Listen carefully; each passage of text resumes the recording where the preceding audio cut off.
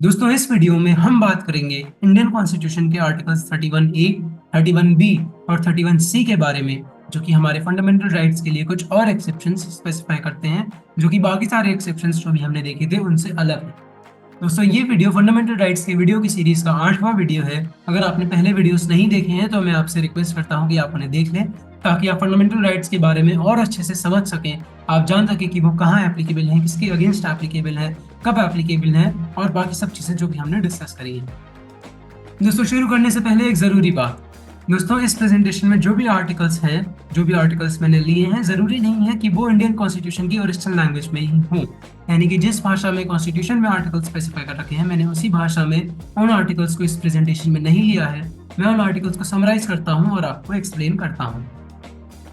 दोस्तों सबसे पहले हम देखेंगे आर्टिकल 31A। अगर आपको याद हो तो हमने सबसे पहले वीडियो में देखा था कि ओरिजिनली आर्टिकल 31 के अंडर आपका राइट टू प्रॉपर्टी आता था, जो कि 1978 में 44th कॉन्स्टिट्यूशनल अमेंडमेंट एक्ट के द्वारा हटा दिया गया था। तो उससे पहले भी उस राइट टू प्रॉपर्टी के कई सारे एक्सेप्शंस थे जो कि आर्टिकल 31A में मेंशन थे। वो ये बताते थे कि कब आपका राइट टू प्रॉपर्टी वैलिड है, कब आपका राइट टू प्रॉपर्टी नहीं वैलिड है, जो कि आज भी होल्ड करता है, जो कि आज भी कॉन्स्टिट्यूशन में स्पेसिफाइड है। तो आपका जो लीगल राइट है आर्टिकल 300A के अंदर, राइट टू प्रॉपर्टी, वो कब कब एप्लीकेबल है, कब कब एप्लीकेबल नहीं है, उसके एक्सेप्शंस और बाकी फंडामेंटल राइट्स के एक्सेप्शंस भी आर्टिकल 31A में बताए गए हैं। तो आर्टिकल 31A 5 कैटेगरीज, लॉ की 5 ऐसी कैटेगरीज को प्रिवेंट करता है चैलेंज होने से, इस बेसिस पे कि वो फंडामेंटल राइट्स को वायलेट करते हैं, आर्टिकल 14 और आर्टिकल 19। तो इसका ये मतलब है कि गवर्नमेंट ऐसे 5 तरीके के कानून बना सकती है जिसको आप चैलेंज नहीं कर सकते सुप्रीम कोर्ट में, इस बेसिस पे कि वो आपका आर्टिकल 14 में दिया गया राइट, जो कि आपका इक्वालिटी बिफोर लॉ है, और आर्टिकल 19 के अंदर फ्रीडम ऑफ 6 राइट्स, ये वायलेट हो रही है, ऐसा आप चैलेंज नहीं कर सकते। और वो 5 तरीके के लॉस कौन से हैं, वो लैंड फॉर्म से रिलेटेड है या इंडस्ट्री कॉमर्स से रिलेटेड, क्या क्या है। पहला है acquisition of estates and related rights by the state. अगर स्टेट को कोई पब्लिक प्रोजेक्ट करना है जिसके लिए आपका स्टेट चाहिए, जिसके लिए आपका लैंड चाहिए और उसके राइट्स चाहिए, उस लैंड के राइट्स चाहिए, तो स्टेट ऐसा कर सकता है। ये राइट टू प्रॉपर्टी से ही रिलेटेड था, जो कि अब एप्लीकेबल, राइट टू प्रॉपर्टी आपका फंडामेंटल राइट नहीं है, मगर ये सारी कंडीशंस अभी भी एप्लीकेबल हैं। तो अगर स्टेट को आपकी जमीन चाहिए तो वो ले सकता है, आप इसे अपना फंडामेंटल राइट वायलेट होने के बेसिस पे चैलेंज नहीं कर सकते। Taking over the management of properties by the state, आपकी प्रॉपर्टीज का मैनेजमेंट स्टेट ले सकता है, राइट्स भी ले सकता है, मैनेजमेंट, प्रॉपर्टीज का मैनेजमेंट भी ले सकता है।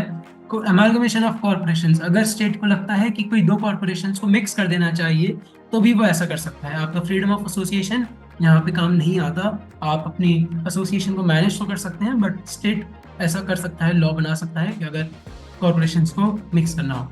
Extinguishment of modification of rights of directors और शेयर होल्डर्स ऑफ कॉर्पोरेशंस, तो अगर पार्लियामेंट ऐसा भी कोई लॉ बना सकता है जिससे कि किसी भी कॉर्पोरेशन के डायरेक्टर्स के राइट्स और शेयर होल्डर्स के राइट्स मॉडिफाई हो सके या खत्म हो सके। तो जैसे कि लाइफ इंश्योरेंस कॉर्पोरेशन हो गई या सेल हो गई और गवर्नमेंट कंपनीज हो गई, उनके डायरेक्टर्स के राइट्स को मॉडिफाई करने का भी लॉ पार्लियामेंट बना सकता है। उसमें फंडामेंटल राइट वायलेट नहीं होंगे, आप उसको चैलेंज नहीं कर सकते। एक्सटिंग्विशमेंट और मॉडिफिकेशन ऑफ माइनिंग लीजेस, आपकी जो माइनिंग राइट्स हैं, आपने अगर किसी माइन को एक्सकेवेट करने के राइट्स लिए थे, उसकी भी आप उसमें भी कुछ पार्लियामेंट मॉडिफाई कर सकता है, चेंज कर सकता है, आप उसे भी चैलेंज नहीं कर सकते। दोस्तों ये वाला आर्टिकल 31A ये भी कहता है कि अगर आपकी प्रॉपर्टी स्टेट एक्वायर कर रहा है तो उसको उस उस जने की जिसकी प्रॉपर्टी ली जा रही है उसको उस प्रॉपर्टी का पूरा कंपनसेशन मिलेगा, ये उसका राइट है। तो अगर स्टेट आपको कंपनसेशन नहीं दे रहा है तो आप उसको चैलेंज कर सकते हैं, क्योंकि आर्टिकल 31A ये कह रहा है कि आपको राइट टू कंपनसेशन है आपकी प्राइवेट प्रॉपर्टी का। दोस्तों अब हम देखेंगे आर्टिकल 31B के बारे में। आर्टिकल 31B उन एक्ट्स और रेगुलेशंस को चैलेंज होने से प्रोटेक्ट करता है जो कि कॉन्स्टिट्यूशन के 9th शेड्यूल में डाले गए हैं। यानी कि कॉन्स्टिट्यूशन के 9th शेड्यूल में जो भी एक्ट्स, जो भी रेगुलेशंस हैं, आप उन्हें कोर्ट में जाके चैलेंज नहीं कर सकते इस बेसिस पर कि वो आपकी फंडामेंटल राइट्स वायलेट कर रहा है। दोस्तों आर्टिकल 31B का जो स्कोप है वो काफ़ी बड़ा है, क्योंकि वो 9th शेड्यूल के अंदर सारे एक्ट्स और लॉस को इंक्लूड करता है, और आर्टिकल 31A का स्कोप कम है क्योंकि वो केवल 5 तरह के लॉस को चैलेंज होने से प्रिवेंट करता है। तो आर्टिकल 31B उन सारे एक्ट्स को चैलेंज होने से प्रोटेक्ट करता है, भले ही वो ओरिजिनली 5 कैटेगरीज में आते हैं या नहीं। लेकिन सुप्रीम कोर्ट ने 2007 में ये कहा कि 9th शेड्यूल के लॉस भी स्क्रूटनी के अगेंस्ट ओपन होंगे अगर किसी को ऐसा लगता है कि वो कॉन्स्टिट्यूशन के बेसिक स्ट्रक्चर को वायलेट करता है या कॉन्स्टिट्यूशन के जो बेसिक फंडामेंटल राइट्स हैं, right to equality, right to freedom, उनको वायलेट करता है, तो आप उसको चैलेंज कर सकते हैं। दोस्तों ओरिजिनली एक ऐसा भी प्रोविजन आया था कि आप 9th शेड्यूल के किसी भी एक्ट को चैलेंज नहीं कर सकते। तो अगर गवर्नमेंट को कोई आपका फंडामेंटल राइट चेंज करना होता था या अपनी अथॉरिटी लानी होती थी, तो वो उस एक्ट को 9th शेड्यूल में डाल देते थे और कहते थे कि आप इसको चैलेंज नहीं कर सकते।